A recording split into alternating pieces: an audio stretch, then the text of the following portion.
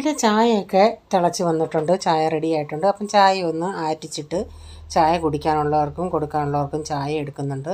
അപ്പോൾ ഇന്ന് ബ്രേക്ക്ഫാസ്റ്റ് ഉണ്ടാക്കുന്നത് പോഹയാണ്, അതായത് അവൽ കൊണ്ടുള്ള ഉപ്പുമാവ്.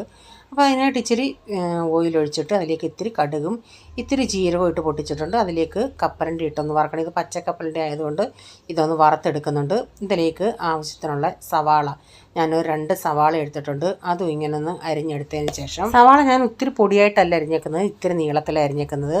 അപ്പോൾ അത് ചീനച്ചട്ടിയിലേക്ക് സവാള, പച്ചമുളക് ഇതെല്ലാം കൂടി ഇട്ട് ഒന്ന് ഒത്തിരി അങ്ങ് വഴന്ന് വരണ്ട, കുറച്ചൊന്ന് വാടി വന്നാൽ അതിലേക്ക് ഇത്തിരി മഞ്ഞൾപ്പൊടി, ഉപ്പ്, ഇത്തിരി മുളക് പൊടിയും കൂടെ ചേർത്ത് അതിലേക്ക് സ്വല്പം വെള്ളം കൂടെ ഒഴിച്ചിട്ടുണ്ട്. എന്നിട്ട് 1 ടീസ്പൂൺ, ഒരു 1/2 ടേബിൾ സ്പൂണോളം പഞ്ചസാരയും കൂടെ ചേർത്തിട്ടുണ്ട്.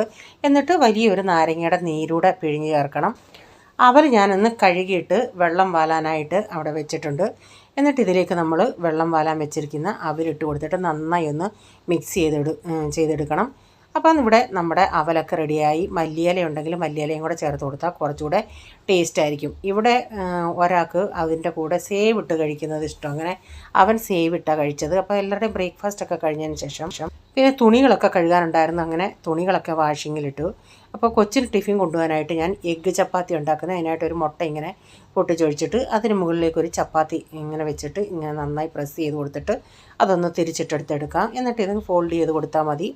അപ്പോൾ അതിൻ്റെ കൂടെ അവന് ഫ്രൂട്ട്സ് കൂടെ കൊടുത്തു വിടുന്നുണ്ട്. അപ്പം ഒരു ആപ്പിളും ഒരു ഓറഞ്ചും എടുത്തിട്ടുണ്ട്. അപ്പം അവൻ്റെ ടിഫിനെല്ലാം റെഡിയായി. അപ്പോൾ കുറച്ച് ബാക്കി പുകയുണ്ടായിരുന്നു, അതൊക്കെ എടുത്തൊന്ന് ഡബ്ബയിലാക്കി വെച്ചു. ഇന്നലത്തെ മീൻകറി ഇരിപ്പുണ്ടായിരുന്നു, അതൊന്ന് തിളപ്പിച്ചെടുത്ത് വെക്കുന്നുണ്ട്. അപ്പോൾ ഈ അവലൊക്കെ ഒന്ന് ഞാനൊന്ന് ക്ലിപ്പിട്ട് വെക്കുന്നുണ്ട്. പിന്നെ പാത്രങ്ങളൊക്കെ കഴുകാനുണ്ടായിരുന്നു, അതെല്ലാം ഒന്ന് കഴുകിയെടുത്ത്. അപ്പോൾ ഇന്നലത്തെ ചോറ് കുറച്ചിരിപ്പുണ്ട്, അതൊന്ന് വെച്ച് വറക്കാൻ വെച്ചിട്ടുണ്ട്. പുതിയ ചോറ് കഞ്ഞിക്ക് വെള്ളവും വെച്ചിട്ടുണ്ട്. അപ്പോൾ ഇത് ചെറുപയറിനുള്ള അരപ്പ, അതിൻ്റെ തേങ്ങ, കുറച്ച് കറിവേപ്പില, പച്ചമുളക്, മഞ്ഞൾപ്പൊടി, വെളുത്തുള്ളി, ജീരകം ഇതെല്ലാം കൂടെ ഒന്ന് ഇച്ചിരി മുളക് പൊടിയും കൂടെ ചേർത്തിട്ടൊന്ന് ക്രഷ് ചെയ്തെടുക്കും. ചില സമയത്ത് ഞാൻ ഇങ്ങനെ ചെയ്യും, ചില സമയത്ത് സവാളയും തേങ്ങയൊക്കെ ഇട്ട് വഴറ്റിയതിന് ശേഷം കുക്കറിൽ വേവിച്ച പയർ ഇതിലിട്ട് കൊടുക്കും. അപ്പോൾ ഇന്നിങ്ങനെ ചെയ്യുന്നത്. അപ്പം കുക്കറിൽ ഞാൻ പയറൊന്ന് ഒരു വിസിലടിച്ചെടുത്തു. ഞാൻ ചീനച്ചട്ടി വെച്ച് അതിലേക്ക് വെളിച്ചെണ്ണ ഒഴിച്ച് കടുക് ഇട്ടിട്ട് ആ സവാളയൊന്ന് വഴറ്റിയിട്ടുണ്ട്. ആവശ്യത്തിനുള്ള ഉപ്പും ചേർത്ത് അതിലേക്ക് ഈ അരച്ച സവാളയൊന്ന് വാടി വന്നെണ്ണേ ഈ നമ്മൾ ചതച്ച അരപ്പൂടെ ചേർത്ത് കൊടുത്ത് കുറച്ച് നേരം ഒന്ന് ഇളക്കി കൊടുത്തതിന് ശേഷം ആ മിക്സിയുടെ ജാറൊന്ന് കഴുകി ഒരു ഇച്ചിരി വെള്ളം ഒഴിച്ചിട്ടുണ്ട്.